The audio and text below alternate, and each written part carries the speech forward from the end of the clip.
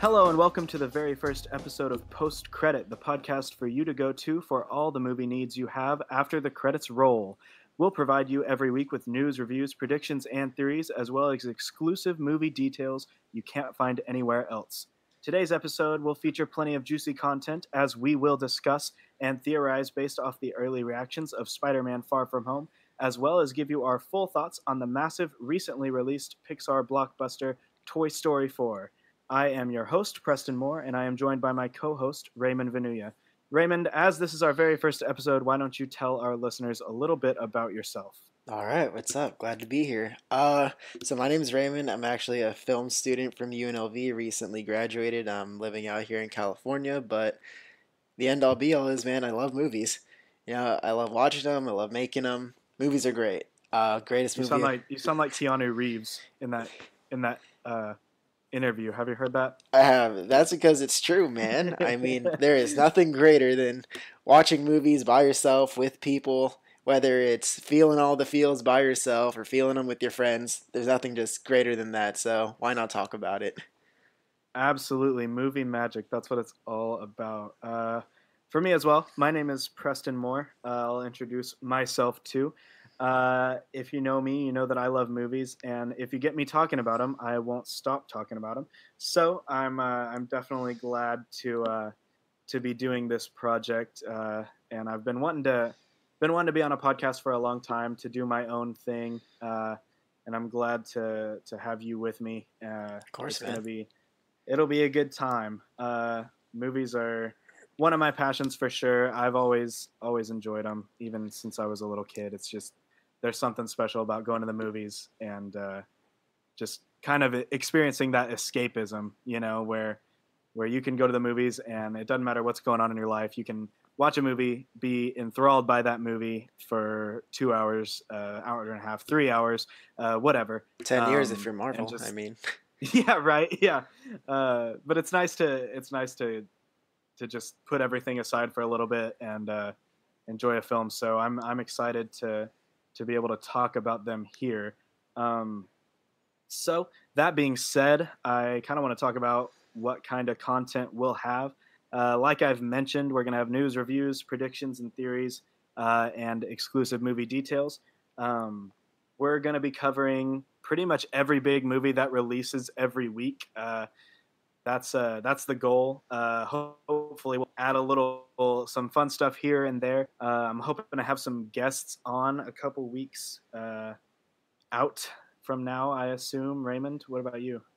I'm just here to discuss all the movies, all the good things that are happening in them, all the bad things we think that are happening in them. There's just way too much Yeah, stuff going on with movies to not talk about it. I mean, from Spider-Man to Toy Story to what's going to be rolling around in Oscar season this December. I think there's just way too many stuff to not talk about movies on a weekly basis. But I'd love to talk about anything having to do with fan casts and predictions, especially with our comic book movies coming up. Just all those things I think are going to be great, and that we always have something to look forward to. absolutely. I think, and we're starting at a pretty good time because it's the beginning of summer almost. I mean, we've already had a couple summer blockbusters, but Toy Story 4 is kind of kicking us off for sure on a high note. So I'm excited. We've definitely got a lot of good content lined up in the coming weeks that I'm very excited for. So post credit, that's the name of our podcast that you are listening to right now. If you didn't know that, you might be in the wrong place, but stick around. Here, we're going to be posting post credit on every major podcast listening site. Right now, we are for sure going to be able to have it on YouTube and Spotify for sure. We'll end up getting it onto Apple Podcasts here in a bit, but we're not sure when that will be. It might be right now. Maybe you're listening to this on Apple Podcasts. If so, it worked out. But if not, then we're going to be up there soon. We'll be releasing episodes every single Monday of every week, so you can count on us to be here no matter what happens, rain or shine. We'll be ready to go. Every Monday of the week, we'll be releasing a new episode. So, that being said, let's jump right into it. Spider-Man Far From Home The earliest screenings have already happened, even though the movie is a little bit a ways. Um, but the reactions have been overwhelmingly positive. Yeah, I have yet to see And a bad review of this movie come up from anybody who's gone to the early screenings. yeah, it's been really, really good. Um, really, really good reactions. I've seen some people calling it the greatest Spider-Man movie ever. Now, they said that about Spider-Man: Homecoming as well, and Spider-Man Into the Spider-Verse. So, I mean, to each his own. But hopefully, they're right. I'll say that. I've heard some really, really good things. What are you most excited for in this movie? I'm definitely most excited for Jake Gyllenhaal. I mean, to have an A-list actor like that come in, and of course, we don't know what his motive is in the movie, what his character's motive is going on in the movie yet. But I definitely think that based off our early reactions, judging how they're saying, oh, it's a great twist, he's definitely involved in there somewhere. So I'm really excited to see his performance. And of course, I'm really excited to see Tom Holland. I really do think he's killing it as Spider-Man, but that's just me. What about you? How can you not? I mean, everybody loves Tom Holland. I feel like, um, although, well, maybe not everybody. Yeah, I I was will like, say oh. that. Never mind. I take it back. The fandom's been a little bit divided recently, but I do know. Um, I love Tom Holland personally. I think um, he's I don't know if I would say he's the best Spider-Man. Hmm. Um, I'm currently rewatching all of the Spider-Man movies, so I'll be able to make a final decision on that pretty soon. I think he probably is. I'll say. I'll say he, mm, I'll say he is, but to be fair, there are a lot of things that go into that because okay, what if Amazing Spider-Man 2 wasn't so horrible to me? I mean, I still think Amazing Spider-Man 2 was awesome. But for some reason a lot of people hate it. But if Andrew Garfield, right, was given this role in the MCU, I think no offense of course to Tom Holland, I think he's great. He's a great actor, but Andrew Garfield is just really killing it as an actor in all his roles. So I feel like the whole Spider-Man who's the best Spider-Man debate is really it's a little unfair because look at the quality of like scripts and direction they're given. You know what I mean? Yeah, absolutely. And there's a lot that goes into that. For the longest time, I said Tobey Maguire is the best Peter Parker, but Andrew Garfield is the best Spider-Man because they're very different. Oh Obviously, yes. it's the same guy, Mm. but Peter Parker as a person, as a character, acts a lot different when he's in that Spider-Man suit. That's where he's given his confidence. That's when he's able to, have some quips. That's where he has a lot of fun. But it's where he shows off his strengths. And when he's Peter Parker, he's kind of nerdy. He's to the side. He's more reserved. And he just acts different in different times. So I think that Tobey Maguire nailed that Peter Parker part. I'll say that. He was nerdy to the max. So much so that when he was Spider-Man, I think he wasn't always as good as the web slinger, as Andrew Garfield was. Whereas when you look at Andrew Garfield, I mean, if you watch my favorite film of his out of the two is The Amazing Spider-Man, the first one. Mhm. But when you look at that one, I mean, he's so funny when he's Spider-Man. Like that's the highlight of the movie is the Spider-Man scenes when he's like beating up on criminals and making fun of them, and I don't know, he shoots one guy in the junk with his webs, and I don't know, he's just there's a lot to love about his rendition of Spider-Man. But then when you look at his Peter Parker, he's kind of like I don't think he nails the nerdy persona so well. Oh no, he's That really maybe cool. just because he's so good looking. Like he's just a very good looking guy that it was kind of awkward to see him as a nerd. Like in real life, you see this guy and it's like, well, that guy wouldn't be a nerd. Like Yeah, clearly not. Um, I but think I think Tom Holland kind of nails them both. he does, and I think for me, it's this idea that yeah, Tom Holland I feel like is a very balanced Spider-Man and Peter Parker, where he does handle the geeky nerdiness that Tobey Maguire had, but he also maintains that almost like charisma, that really nice, happy-go-lucky sort of funny Spider-Man that we all love in Andrew Garfield. But at the same time, I still do feel like if we're talking about the best Spider-Man, right? You have to think about, well, what does the script intend for that Spider-Man? I don't know how much you think about clinging to source material and being loyal to these characters, but I actually love that maybe in Andrew Garfield's that Spider-Man, or Peter Parker at least, wasn't super nerdy. He was more like, a hipster, good-looking dude, rode his skateboard around, but he didn't have a lot of friends. He stuck to his film camera. Like, I thought that was cool at least. But I really just feel like Tom Holland, yeah, that's why, in my opinion, he is the best Spider-Man because he's just killing it on both sides. And I mean, he's getting great direction apparently and getting a great script too to back him up. So, I mean, you can't go wrong with that. And of course, how do you like this suit? Like, this has been bugging me. The black suit. What do you think about that?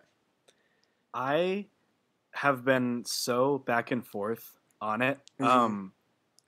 And I think I've come to the conclusion that I don't like it very much. I know a lot of people think it's like awesome, and that's great. Um, and I just I don't know how I feel about it. The red and black. I feel like Spider-Man needs to have some blue, like somewhere in his suit. And in this one, there's like not any blue anywhere. It's solely red and black. I don't know that, and it's basically the same exact suit as his Stark suit from Homecoming, Yeah. but with a different color scheme almost. They hardly changed anything, and I would have liked to see a little bit more of a change with that. I don't mind as much that they didn't change I guess, like the shell of the suit or the way it's designed as much. Like, if they had gone with the exact same suit from Homecoming, I would have been like, okay, that's fine.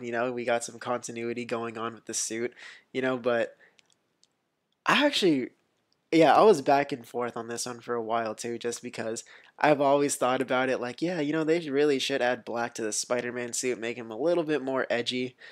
And then now that it's here, I'm like, oh, I don't know about this. Like, I really do Yeah, think like it almost takes away from the friendly neighborhood Spider-Man feel that we had in the first movie. You know what I mean? yeah, for sure. I also have thought that there should be more black in the suit just to make it less campy, like comic booky, if that makes sense. Like, I don't know. I think it would have helped a lot. And for a long time, I was like, it should just be red and black. Yeah. Um, but when I see it, I don't know if this is the right way to go about it. I think there's almost too much black because when you look at it, it's like the entire bottom half is black. Whereas I think if they would have just added, like, when you look at Andrew Garfield's Spider-Man suit from The Amazing Spider-Man 1, it's mainly all red with like blue accents, if I'm Yeah. not mistaken. Um, like there's no like it's not a separation from the top and the bottom like a Hmm. shirt and a pants or whatever, um, like a lot of the other suits are. And this new Tom Holland suit is like the top is all red, obviously, but then the bottom is like mostly black.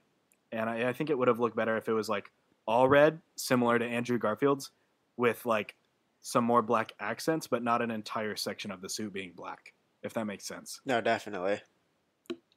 I don't know. But I I yeah, still like it. I mean, I don't hate the black suit. Don't get me wrong, but I definitely don't think now that it's here, it's one of those things where it's like you want it, but then as soon as you get it, you're just like, oh, did I really want this?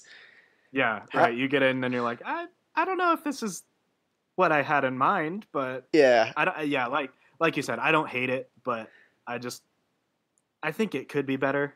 I don't know how. It's not my job. Yeah. It's not terrible. This is why we're not working for Disney right now. But Yeah, right, right. Yeah, this is why we're not in charge of things yet. But that being said, let's. I'm gonna read off some tweets of people who have seen Spider-Man: Far From Home, Mhm. and we can maybe talk about them a little bit. Brandon Davis said, "Spider-Man: Far From Home is an absolute home run. It's so much fun. It's huge in itself and for the future of the MCU in the most surprising ways. Tom Holland, Jake Gyllenhaal, just a lethal, awesome combo. I cannot wait to see this movie again and again." Um, Mike Ryan said, "Absolutely love Spider Man Far From Home. I'm a huge Mysterio fan, and Gyllenhaal nails him. Also, the movie is very clever and funny in how it handles the fallout post Endgame in explaining how this world works now." one more. Maud Garrett said, Spider-Man Far From Home is such a good movie. Jake Gyllenhaal suits up and completely embraces his role in its entirety, and he's clearly having a blast. This is such a refreshing film after the heaviness of Endgame. The post-credit scenes are a must-watch and will blow your dang mind. So, high praise from a lot of people. That's 3 of many that I've seen, and I'm sure you've seen as well. Oh yeah. So, that being said, there's a lot that talks about a twist. They're saying that there's a lot that's unexpected in this movie. So, I'm trying to think, because it seems like we know the twist. You know, it seems like everyone already knows the twist. Like, in all the trailers, they're painting Mysterio out to be this good guy, right? No trailer has actually explicitly shown him doing anything harmful to Peter or to the good side, so to speak. So comic book fans like myself will know that Mysterio is a bad guy, and his whole thing is, you know, tricking Peter into thinking he's a good guy. You know, he's the master of illusions. So when you see in all the trailers that Mysterio is coming off as this good guy, this helper to Peter, this mentor figure, almost taking up the role that Tony had in his life, it makes you wonder, like, you think we know what the twist is going to be. You know, it seems that it's going to be Mysterio's a good guy. He tricks Peter into thinking he's a mentor, and then turns out to be a bad guy in the end, right? But it says it's very unexpected, and since that is what is expected, what do you think could happen instead of that scenario? I feel like, I hate to go into this rabbit hole of conspiracy theories, but I feel like it has to do something with the multiverse, because there have been a lot of course, crazy fan theories throwing out there. What if this is just one version of Jake Gyllenhaal's character, and what if in this version he's a good guy, but in the regular MCU canon he's a bad guy, and of course that could be a conflict. But here's something I saw. Here's a tweet from Shamik Moore, the guy who voices Miles Morales in Into the Spider-Verse. Yo, at Tom Holland 1996, you know the Spider-Verse movie would need your man Miles too. I don't know, for me I'm just like, that could just be speculation. That's me reaching, but is there something to do with this, with the Spider-Verse, or something to do with at least the multiverse? And because Spider-Verse did so well, and it opened up this whole can of worms regarding, is there Spider-Verse including the MCU as one universe of Spider-Man? So, and for us, if the twist is something that we can't expect, and if the twist that we are expecting is for Jake Gyllenhaal to be evil, then it has to be something either completely unrelated, or it's just a really good script and they pulled off that twist without us really thinking about it. But what do you think it is? Because I really think it's Spider-Verse related into some way, shape, or form. Dude, I don't know. Like, I've been racking my brain as to what this could actually be for so long, because, like, it just seemed so self-explanatory, you know? The whole plot, it just seemed so easy to figure out just from the trailers, knowing who Mysterio is, you know, classically in all the comics, and, you know, historically, Mysterio tricks people into thinking he's a good guy, or tricks people into showing, you know, this big bad guy that he saves because it's all an illusion anyways. So it just seems like that would be the plot, but seeing that everyone is saying there's a twist, I'm at a loss. Like, I just don't know what to expect. I will say something Spider-Verse related would be crazy. Like some kind of way to involve like a multiverse. Obviously, like, multiverse is going to be a thing that's discussed in this movie.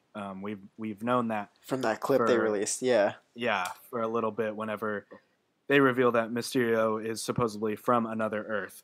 So it makes total sense that would that could happen, where it becomes a Spider-Verse scenario. But I don't know what it could be. I've also seen what, like you mentioned, where it's like this version of Mysterio is actually good and he's actually telling the truth. But there's another version from another universe, or maybe from this universe, that is actually bad. So, it's a big I don't know. I really don't know. It's so confusing. I don't know what it could end up being.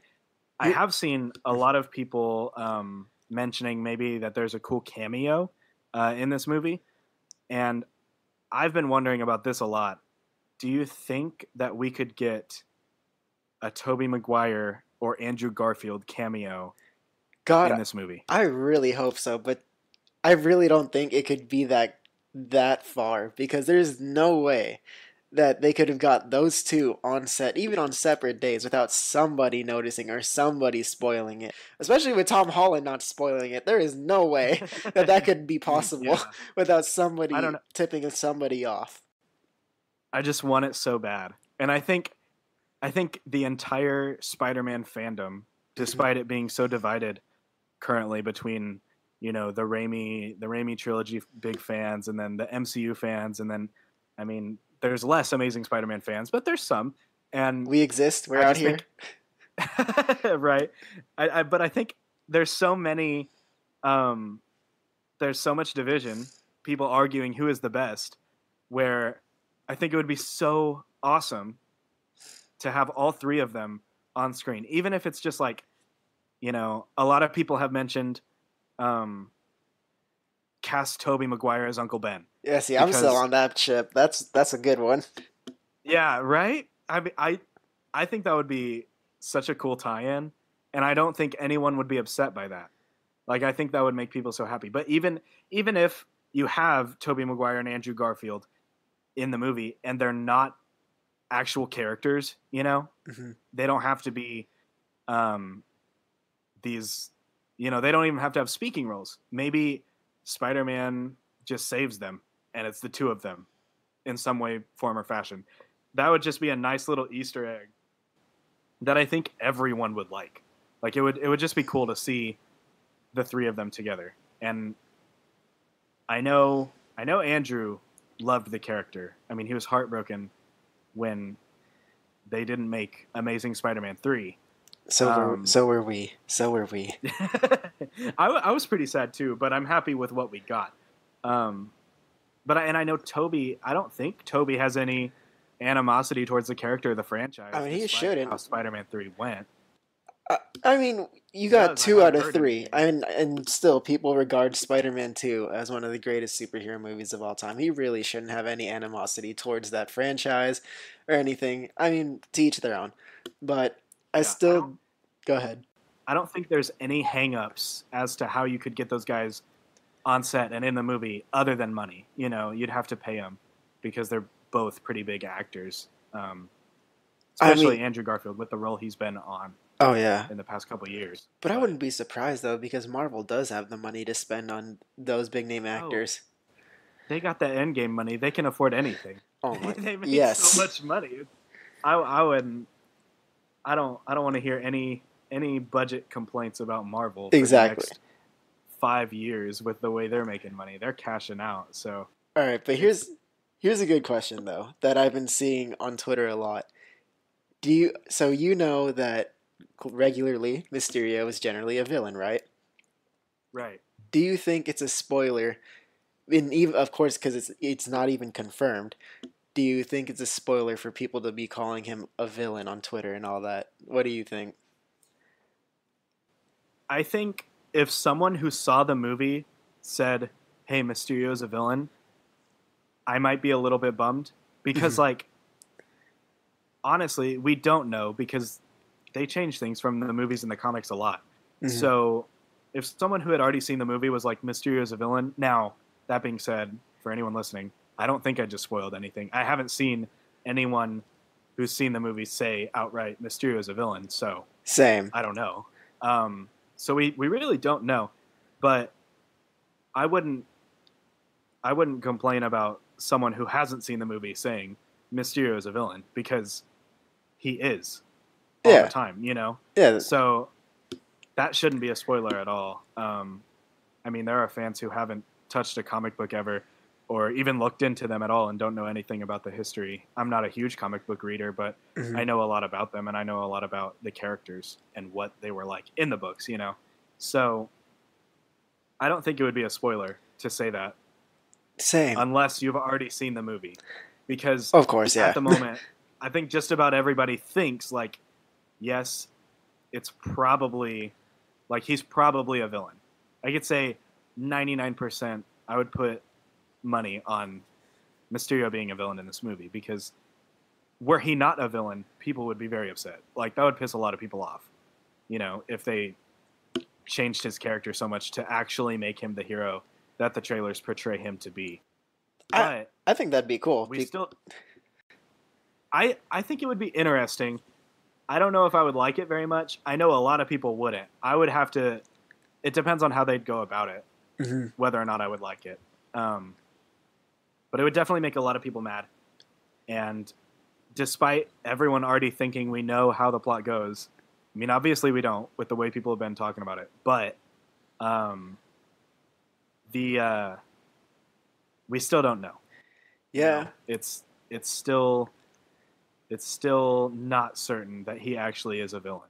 So we'll just have to find out. And going back to what could the twist be, I really do feel like they could pull off the Mysterio is a villain, for people who don't already think that he is, really well, because I mean, in the last Spider-Man, although nothing was like really teased in the trailer, the twist wasn't given away.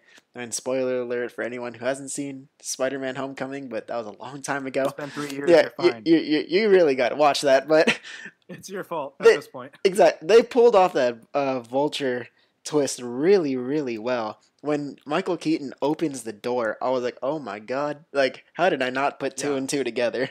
I was just like, "Wow." That was one of that twist, because being film fans, as we both are, we find out a lot about the movie before it happens. We basically know a lot about the characters, especially with superhero movies, because that's kind of the genre that I know both of us are most into. So like, we find out a lot about it, and we hear a lot about it, and we know all the details going into the movie that we can know. So when I saw that twist, I was shook. Oh yeah. I mean, I was like, what the heck? Are you kidding me? Like, how did I not know that beforehand? No, same. Like going into that scene, I was just like, oh, okay. Like at some point, in every movie, there's a point where the conflict really starts to rise and things just start to build up. And at that point, I was like, all right, well, he kind of just stopped being Spider-Man. Like, I mean, he's chilling now, like you got the girl, like he's gonna do great in school now. This is great, and then he opens the door, and I was like, "Oh, there it is." I was like, "There it is." Like, oh, come on. That got me. I'll say that, and what other? I'm trying to think of other movie twists that have hit me that way. In Frozen, like 6 years ago, whenever that movie came out. I love Frozen, by the way. Elsa is my queen. I love her so much. That's beside the point.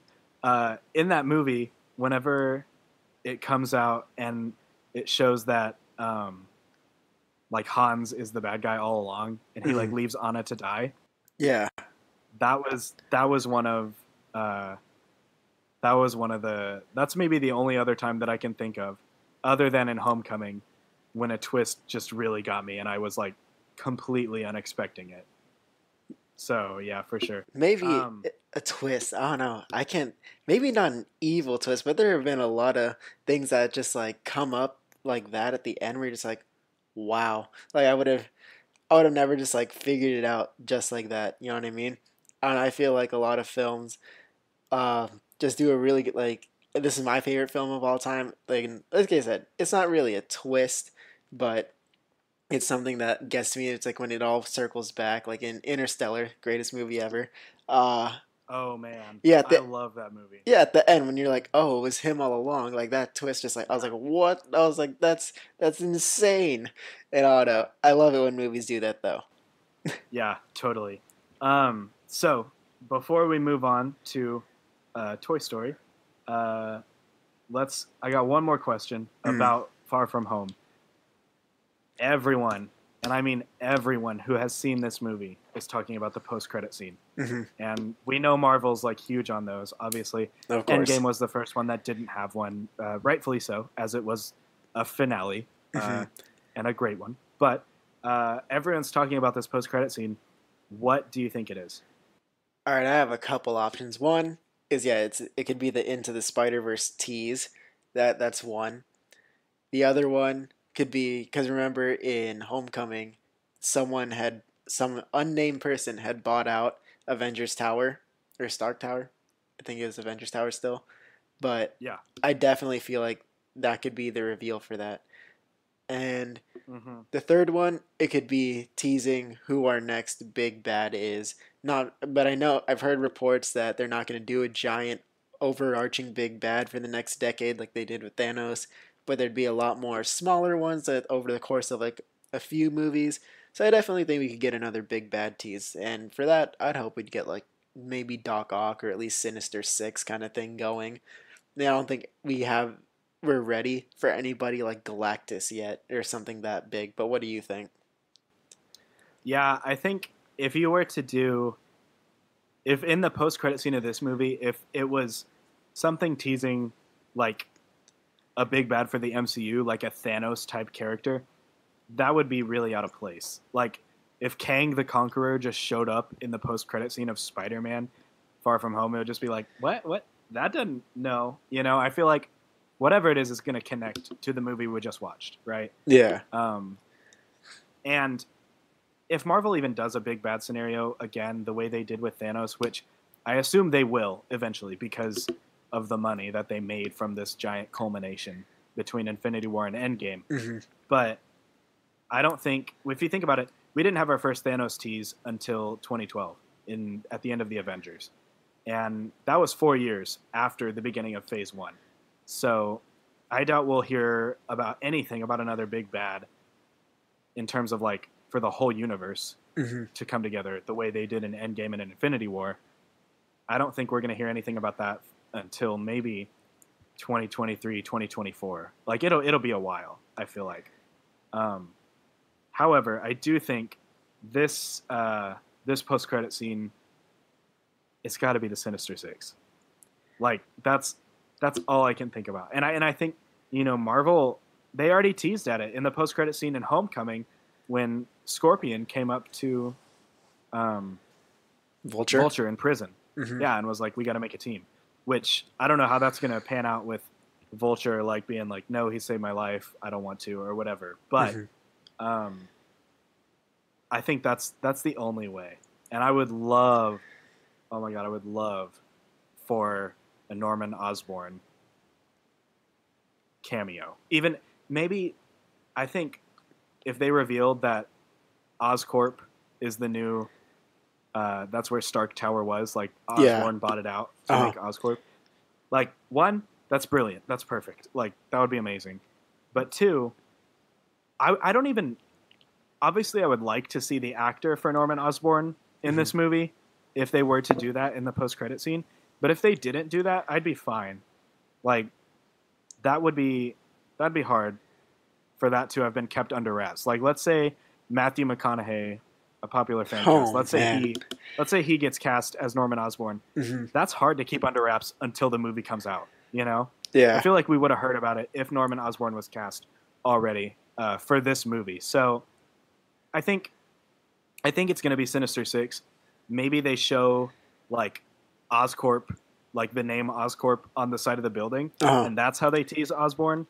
But one way or another, I think it'll be Sinister Six for sure. I'm just saying. I hope it is. I'm just saying too. If we're all about Tobey Maguire playing Uncle Ben, we need to get James Franco to play Norman Osborn. There you go. Oh my gosh, that's just the best right there. That would be so funny. That would be hysterical. The funny thing is, like, Willem Dafoe could still nail that role. Oh yeah, he really could. I mean, he's still the right age. He was the right age then. He's still the right age now. They won't do it, but like, he's totally still could. Oh yes. I think that would be really funny. I'd like to see Matthew McConaughey though.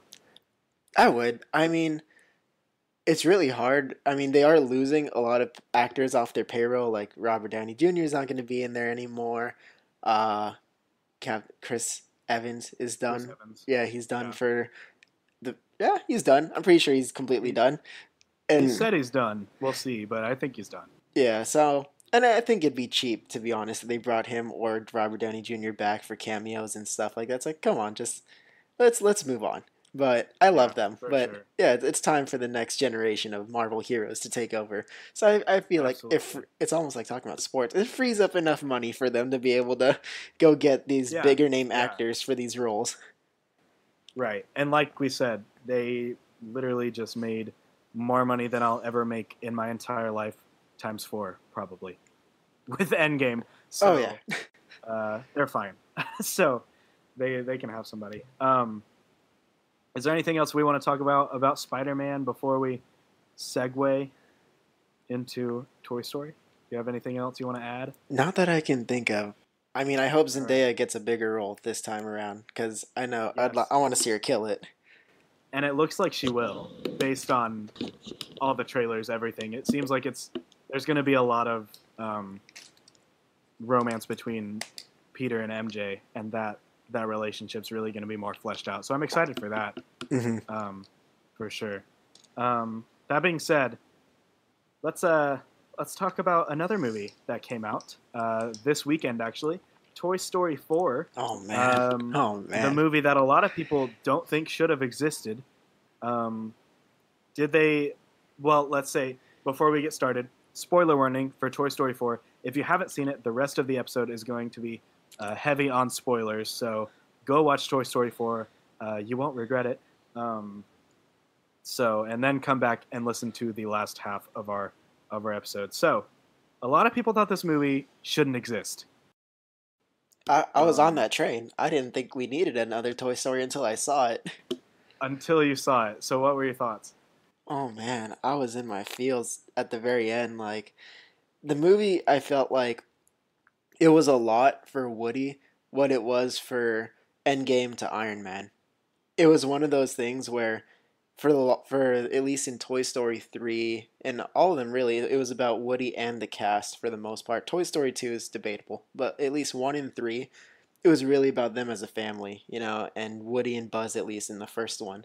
But with this Toy Story 4, I thought it really developed Woody's character more, especially post Andy because he was the guy. You know what I mean? And now that Yeah, he's it was so hard. It was yeah, so hard for Woody to get over that. yeah, and now that It's such a big like hump. now that he's not the guy, it was almost like he was completely demoralized. And for him, I think one of the things that I liked that wasn't a big deal that I thought should have been a bigger deal, but at the end of the movie, I was just like, oh, that makes sense, was him giving up his voice box. I was just like, damn. Like, because if we go back to, uh, I think it was the second movie, he had this like dream or this like nightmare where he was broken, and then Andy was like, I don't want to play with you anymore. And then, Yeah, yeah, and it's just like, for him now to be broken and then for him to willingly do that for the greater good of this other toy is just like it really just goes ugh, to show he's not that toy anymore that only cares about being played with and being the favorite. But what about you? yeah. What did you think? Oh my god, this movie wrecked me. I can't even begin to explain how much this movie wrecked me. I'm excited to go see it again. Like I'm gonna go see it again and get wrecked all over again because I'm ready for pain. Um, like Oh, oh same. man, Yeah, I can't wait to I watch it a second time. yeah I it was so much. Like I've never had this happen. I was telling my dad about it. The movie ended right, Hmm. um, and it ends. Oh my, I get weepy talking about it, but I'm gonna say it. It ends. Buzz and the gang are driving away, and Buzz says to infinity, and Woody says and beyond. Oh my god, that line. Are you kidding me? No. Like these are my characters. You don't get to do that to me. I'm so but it's great. I'm not saying I don't like it. It was great. I loved it, but it was just so emotional. And I was crying. I was crying so much. I'm a big movie crier. I'm a Woody Woody got me emotional, man. I couldn't do it. But so and then it ended, right after that line they cut to the credits, Hmm. um, which I like that they ended it on that scene, and I'll talk more about that in a second. But um, I looked over at my friend who was sitting next to me, and I looked at him, and I think I've finished crying. The credits just started rolling, and I look at him and I say, "It's just so sad." And then when I said the word "sad," the tears came out again, and I started crying again in the middle Oh, of the credits. And I was like, "This has never happened where I physically can't stop crying." Like I was so emotionally distraught by it that I couldn't stop. I was trying to talk about it with my friend, and I couldn't do it because I was crying more. So, I mean, it was just, oh man, I loved it, but it's a lot to take in. But like I said, one thing I really like is that they ended the movie on that line, and boom, credits. Like that was such a beautiful finale. oh For, yeah. I mean, maybe they'll make another movie, but in terms of the story contained within this movie, that was such a beautiful finale to the film, and a beautiful finale, really, to Woody's arc almost. Um, if we get another Toy Story, I think they'll definitely, obviously, they'll have Woody in it. You can't have Toy Story without Woody. It wouldn't Yeah. make any money. Oh I no. mean, it would make money, but like, people would hate it. Even if you made a good movie, it's like you can't do Toy Story without Woody. That's just messed up. Yeah, that was like So the they, Buzz Lightyear spin-off cartoon. Like, yeah, it's not the same. yeah, yeah. And I think if a Toy Story 5 happens, which honestly, if this movie does well in the box office, which I assume it will, it's already done well critically. If a Toy Story 5 happens, I won't complain, but I think they'll find a way to bring Woody back into the fold and reunite these characters somehow. Uh-huh. But the movie can't be about Woody. Like, he can't be the main character arc, right? Because he's already done. Yeah. He's reached his completion, to the point where maybe we look more, the movie centers more around Buzz or more around Jesse, and the movie is more catered to their story and to their arc. So I definitely think that could happen with Toy Story 5. But I just really liked how they ended it on that note. Like there wasn't anything after that, except for in the credits, they show what it's like. They show Woody with his new friends, at the carnival. Yeah. And they show Jesse being the sheriff and how that pans out. So I like how they did that. How they added these scenes. I know the director said, "Stay till the credits. The story's not over until you've seen the credits." And that was true because they added these short little cuts and scenes where it was like, Jesse as a sheriff brings home Forky's girlfriend, I guess, or whatever. Yeah. But and then it shows Woody with his carnival friends, and it shows like where they ended up after that big decision was made. But you still got that note of finality on that final line, to infinity and beyond, and I loved that so much. Oh yeah, with that final line, I really didn't think they could hurt us more than So Long, Partner in Toy Story 3. I was like, that one got me. Right? That one Right? hurt me. I was like, oh man, like, I don't know, because for me, it's like I was Andy at some point, and I Yeah. did go to Yeah. college, and I left my toys, and it was just like, oh man. But Mhm.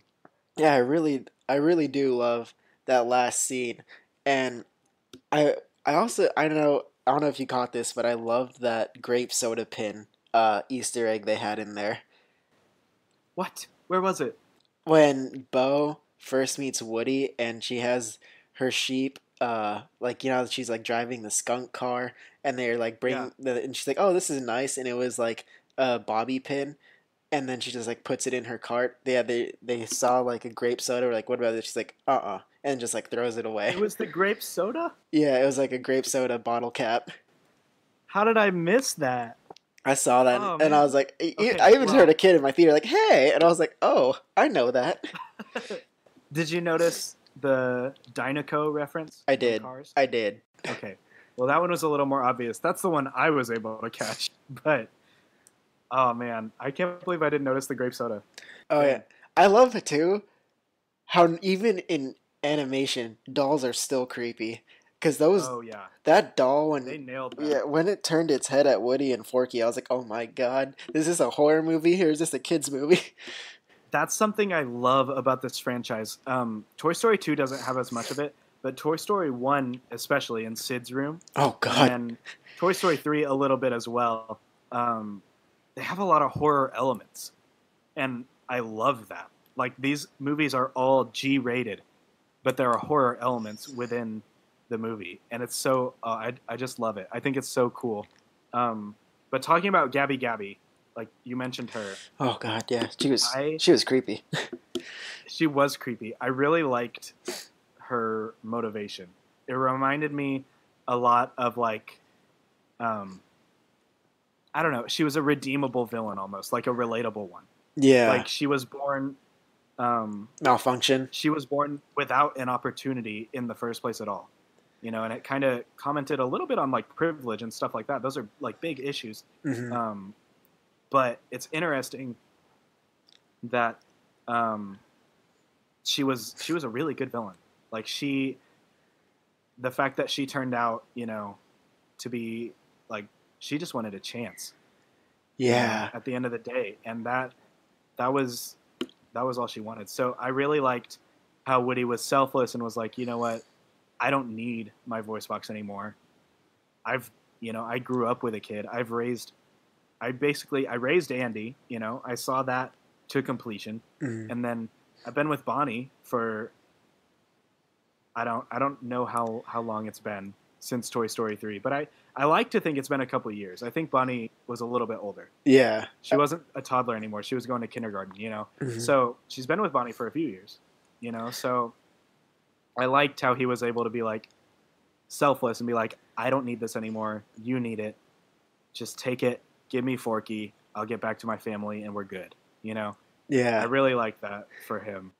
And Um, I really liked how when I like that. I mean, I guess it wasn't a twist because I feel like a lot of people in my theater at least saw it coming. I didn't see it coming actually. I'm not gonna lie, but when she gives up her voice, when he gives up his voice box, and then the girl from the antique store picks up Bonnie, and Forky's like, "Oh wait, we have to see this. This is gonna be magical because that's her toy." And she's like, "You can take her home if you want." And she's like, "No, I'm okay," and just throws her he back. just throws her I down. was like, Oh my "Oh, that god. was the most brutal form of rejection I've ever seen." That was just like, I waited my whole life for you, and you threw Yeah. me away. Yeah. That was rough. She just said, and I was like, what? Yeah, that was bad. But the first time that I cried in the movie, Hmm. because there were multiple times in this movie that I cried. Um, I it was when Gabby Gabby found the girl she ended up going with. Yeah, the little girl at the She carnival. sees, yeah, she sees a little girl. She's crying, and there were two lines that really got me. She goes down there, and the little girl sees Gabby Gabby, and the first thing she says is, "Are you lost too?" And it's just like, oh, they are both lost. Like that's the whole theme of Yeah, it's like that's that's the movie. such a repeated thing. Yeah, Yeah, and that was just that got me. And then she picks up Gabby Gabby, and she's like, she stops crying. She gets calmer because she's found this friend in Gabby Gabby, this toy. Um, and then she goes up to the officer and she's like, "Excuse me, officer, we need some help." And she said, "We," like both of them because they're friends. Oh, that got me. I was that just that one word. I was like, "We? Are you kidding me?" Oh, for Um, for me, I think the one thing that got to me too that I just really loved, like, it's crazy because from the promos and from the trailers, I was like, are we really? Is this what Toy Story's come to? We're playing with sporks. We're playing with sporks with pipe cleaters tied around them as arms, and I was just like, okay, okay, like, you know what? This franchise has yet to let me down, so okay. I mhm. mean, I love his Yeah, not his consistent, trash jokes like, "I am trash, you are trash," like, that I'm. was so funny. Oh no, that was great. Like, I'm her I was trash, shocked. and he's like, Yes and no." Like, okay, Yes. but I don't know. I love when Woody just when they're walking and he's just like, the way that you make her feel is like the way trash makes you feel. It's warm, it's comforting. There's nothing better than in the world than that. And Anna, I love that because that's just so relatable, especially for a lot of kids today. Because I don't know if a lot of kids today even have favorite toys because they are playing on iPads a lot of times and video games and on phones. But at least growing up for us, we did have that favorite toy. And I think that just goes to show how in tune with the audience like this writer is, because it's just like that's so relatable, because at some point we were all feeling um what's her name, like Bonnie, yeah, Yeah. at kindergarten, where you need a friend. And I don't know, I Hmm. think that also just it really spoke to Woody's character too, that he didn't, because when he went to kindergarten with her, I was thinking, oh, he wants to go there so that she could see him and she could be played with. But then the fact that he's like just helping her, even helps her Yeah. make Forky, I think that was just like, wow, it really just goes In the to show. shadows, like Yeah, she never knew that he was there, it just really goes to and show he. Woody's character. Yeah. Yeah, it was. Oh man, I love his arc. I love his arc so much. It's so good, and I don't know. I so I tweeted about this. I Hmm. never was the person to say we don't need Toy Story 4. It's gonna suck anyways. I don't want it. Although Toy Story 3 was such a good finale, I was open. I was like, maybe it works. Uh huh. Maybe it works. We'll see. Um, and so I was open to it. But what I was not so excited about was Forky, because in all of the trailers, I was like, oh my god, this little fork is gonna be so annoying the Yeah. whole time. Like he just, and he definitely could have been. I think Tony Hale was the actor. He did so well. I mean, he nailed it. He had the voice to where it wasn't annoying, but it was Hmm. still like silly. And Yeah. that's a fine line. Like that, there are characters that are like that can get annoying to where you're like, please, like anytime they open their mouth, you're like, please, oh my god, shut up. And I was worried that was going to be me with Forky, because it seemed like that was what was going to happen. But he ended up one of my favorite parts. Every single time he's just like trash, trash, and like I don't know. That was just so funny to me. I don't know. Oh no, Um, definitely. I but really, yeah, I think Forky was really a good character. I mean, he was so much better than I thought. yeah. I got he when Woody at the very end, when he's saying goodbye to all his friends, like he says goodbye to Jesse and to Buzz, and like those are his best friends. But I got the most sad when he was saying goodbye to Forky, because Forky, in a sense, is Woody's kid. Yeah. Like Forky was literally raised from his conception by Woody, and it's really weird to think about. But if you think about it, like Forky, like has his own character arc that's really good, where he goes from terrified and like not knowing why he has sentience, why he's alive at all, Yeah. and to the point where at the end of the movie, in the credit scene, when he finds his girlfriend or whatever, I don't even know what her name was. That might be weird in a future movie, but whenever he sees her, he's like, "No, you're a toy. We all are." And basically, he's saying to her what Woody said to him, and I really like that. I was shocked at how good of a character this Spork was. Pixar, Pixar knocked it out of the park. I There, related to a Spork. there's just something about Woody's arc throughout all the movies where it just like really comes down to Woody having to, maybe not Toy Story 3, but at least 1, 2, and 4, where it's all about him having to realize we are toys. Like we are toys. Like Toy Story Yeah, 1, Buzz, you are a toy. You are not a space ranger. Toy Story 2, I am a toy. I am not meant to be put in a museum. And Toy Story yeah. 4, even though you're a fork or a spork, you are still a toy. You are a toy to Bonnie, and that makes you a toy. Yeah, Yeah, there's just I know. something about that story arc that is just, it keeps on working for them. It's really good. It's really good. So all that being said, the last thing from our first episode, let's rank the Toy Stories. Okay, Oh man, from you bottom go to top first. or top to bottom? We'll take turns. So you say your number four, and then I'll say my number four, and we'll kind Oh of talk man, about it. So, what's your fourth best Toy Story? I'd have to go my fourth best Toy Story being number two. I mean, Me I too. I love number two, but don't get me wrong, but it doesn't mean it's a bad movie. It's just to stack up against 1, 3, and 4. That's hard. That's really hard. And they're literally all great. There's been no franchise that's been so consistently great.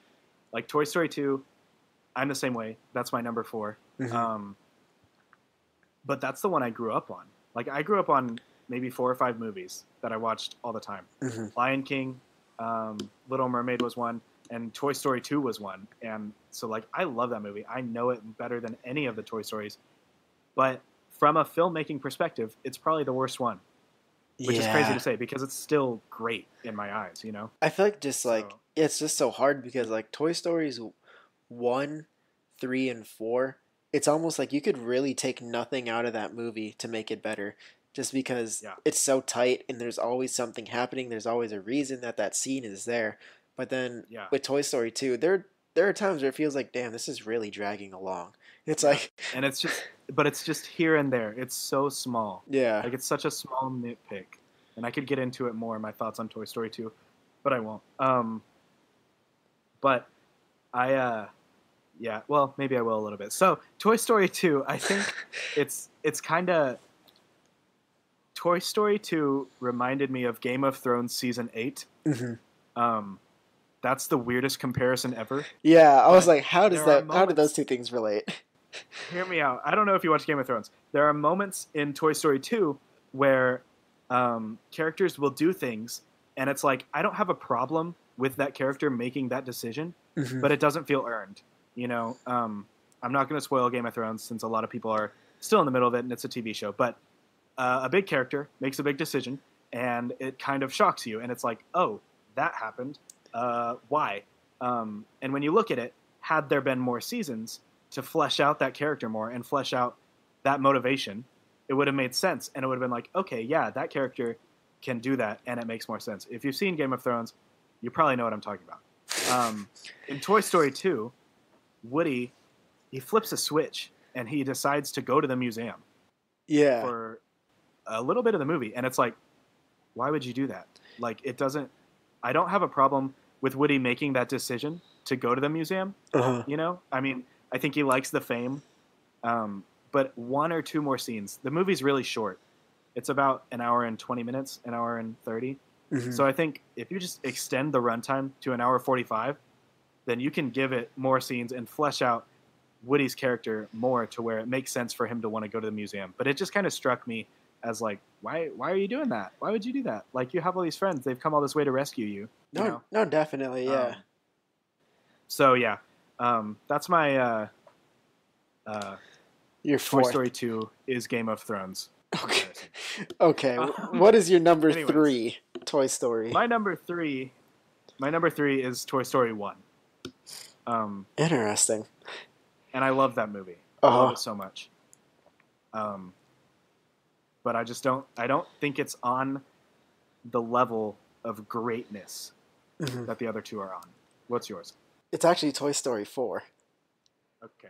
I mean, even though I loved it, it was just that with Toy Story 4, I don't think it's definitely not as like emotionally impactful for me as Toy Story 3 was, just because with Toy Story 3, it felt like the end of a trilogy, and the impact it had in that context, it was just really meaningful. And even though I will say Gabby feels a little more interesting to watch than Lotso was, I still like Lotso, and I still, as crazy as it is, I liked Sid, because I don't know, for me, there's just something about that where it's like, here's my crazy comparison.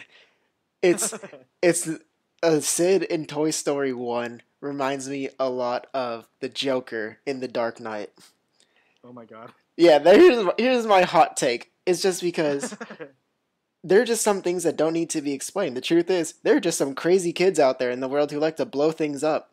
You know, I mean, like, his sister seemed normal. His mom had all of like 3 lines in that movie, and she seemed cool. There are just some kids, they're just kind of crazy, man.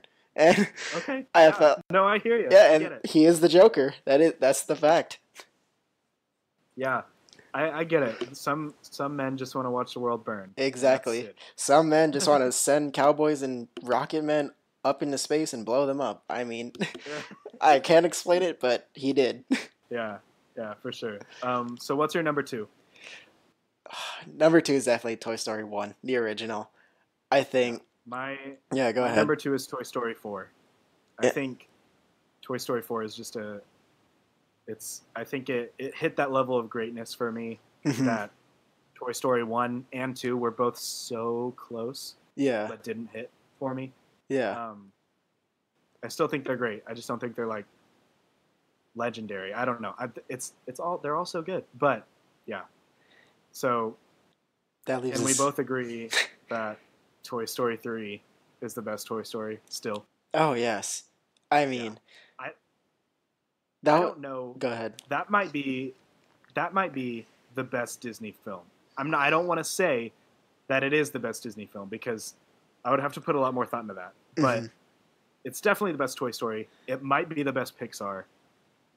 I think that's a flawless movie. Almost.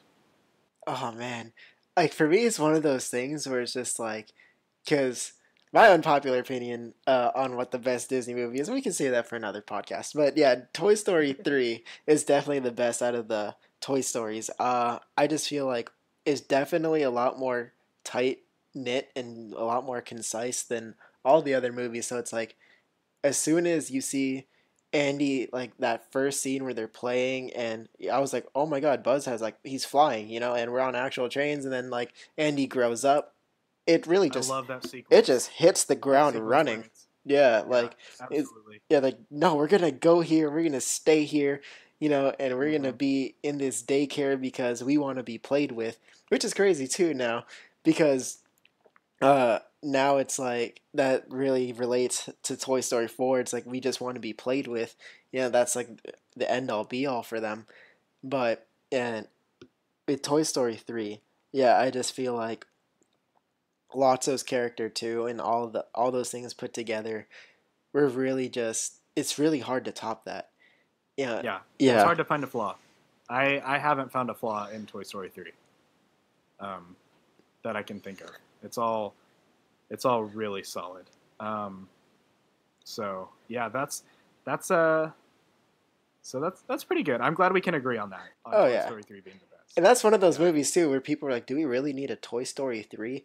And it's just like, and then you watch it, you're like, "Yeah, we need a Toy Story 3. We needed that." I'm done doubting Pixar. I saw a tweet. It was like, I was skeptical about Toy Story 3 and it was great and I cried. And then I was skeptical about Toy Story 4 and it was great and I cried. And if there's a Toy Story 5, I will no longer be skeptical, and I will still cry. Yep. And that's going to be me. That's going to be me. Like, if they make a Toy Story 5, I'm just not going to doubt them anymore. Like, I'm just like, no. Okay. No. You're going to go. Yep. And you're going to be like, okay, it's probably going to be really good. Because that's Toy Story at this point. So, any final thoughts on Toy Story 4? If you could describe Toy Story 4 in 4 words, what would they be? Heartbreaking. Yeah. What's the word I'm looking for? Definitely anxious. I mean, pretty much as soon as what do you call this? Forky gets captured, you're just kind of like, oh my god, like what is gonna happen next? Yeah. It's really bittersweet. That's a good one. And then, I know this one is more towards the look of it than anything. It's really dreamy. Like, beautiful movie. Yeah, that scene where him and Bo are standing in front of the Ferris wheel, and not in front of the Ferris wheel, in front of all the lanterns inside the store, and it's like the chandeliers and stuff. I was like, wow, I can't believe they achieved this level of cinematography with animation. That's just crazy. Some of the best animation I've seen. Oh yeah. What about you? My 4 words. I cried a lot. Oh yeah, no, that's are my words. That's perfect, honestly. My friend texted me. He was like, "Hey, so what do you think?" And I said, "Cry." That's it. That was my review. Just cry. That's what I did. And yep. But yeah, I cried a lot. That's my 4 words. So that just about wraps us up with our very first episode of Post Credit. Thank you for listening. Next week, you will be able to find us next Monday. Just like I said, every Monday we'll be here. We'll be here. Next week we'll be talking about a lot of new stuff. I think there are a couple movies that are coming out that we'll be talking about maybe, as well as some news that comes out within the next week. If you have any questions, you can be sure to follow us on Twitter I am at Preston C. Moore, and I think, Raymond, you are... I'm at Arvinya, RVINYAH. Cool. So yeah, hit us up on Twitter, follow us there. We also both write for a website called The Cinema Spot. I'm the editor-in-chief, and Raymond is one of the editors of that website. Make sure to follow that account at The Cinema Spot on Twitter as well. We bring you all kinds of good content on a daily basis. If you've enjoyed Post Credit, make sure to leave us a like or a thumbs up or whatever whatever quantifies as a like on whatever streaming service or whatever you're listening on. Make sure to leave us one of those. That'll help us out a lot. And subscribe if you're on YouTube or anything else where you can. We would appreciate that a lot. That being said, we'll see you next week, and thank you for tuning in. Thanks, everyone.